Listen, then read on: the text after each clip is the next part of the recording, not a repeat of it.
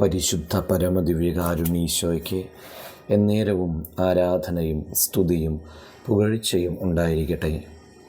ഇന്ന് ഡിസംബർ മാസം 18-ാം തീയതി ബുധനാഴ്ച.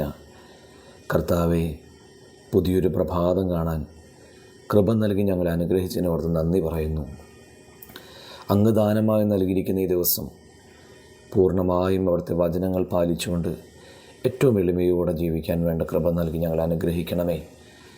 ഇന്നത്തെ ഞങ്ങളുടെ എല്ലാ ഉദ്യമങ്ങളിലും അങ്ങ് ഞങ്ങളോടൊപ്പം ഉണ്ടാകണമേ എന്ന് പ്രാർത്ഥിക്കുന്നു. ലൂക്കാസ് വിശേഷം 16-ാം അധ്യായം 10-ാം വാക്യം എന്ന് ധ്യാനിക്കാം. ചെറിയ കാര്യത്തിൽ വിശ്വസ്തൻ വലിയ കാര്യത്തിലും വിശ്വസ്തനായിരിക്കും. നമ്മുടെ ഓരോരുത്തരുടെയും ജീവിതത്തിൽ ചെയ്തു തീർക്കാനായി ഒരുപാട് കാര്യങ്ങൾ ഈശോ നമ്മെ ഏൽപ്പിച്ചിട്ടുണ്ട്. വിശ്വസ്തയോടെ ആ കാര്യങ്ങളെല്ലാം ചെയ്യുന്നുണ്ടോ എന്ന് ധ്യാനിക്കാനുള്ള ഒരു ദിവസമാണ് ഇന്ന്.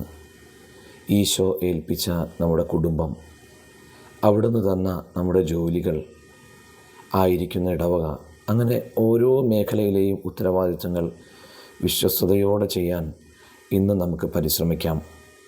ഇന്നത്തെ പ്രാർത്ഥനാ ജീവിതവും വളരെ ശ്രദ്ധയോടെ ആയിരിക്കട്ടെ. ഇന്ന് കുരിശു വരയ്ക്കുമ്പോൾ, ജപമാല ചൊല്ലുമ്പോൾ, വിശുദ്ധ ബലിയിൽ പങ്കെടുക്കുമ്പോൾ ഓരോ പ്രാർത്ഥനയും താല്പര്യത്തോടെ ബോധപൂർവം ചെയ്യാൻ നമുക്ക് പരിശ്രമിക്കാം. നമ്മുടെ കർത്താവ് ഈശോ മിശിഹായുടെ കൃപയും പിതാവായ ദൈവത്തിൻ്റെ സ്നേഹവും പരിശുദ്ധാത്മാവിൻ്റെ സഹവാസവും നാം എല്ലാവരോടും കൂടെ ഉണ്ടായിരിക്കട്ടെ, ഇപ്പോഴും എപ്പോഴും എന്നേക്കും.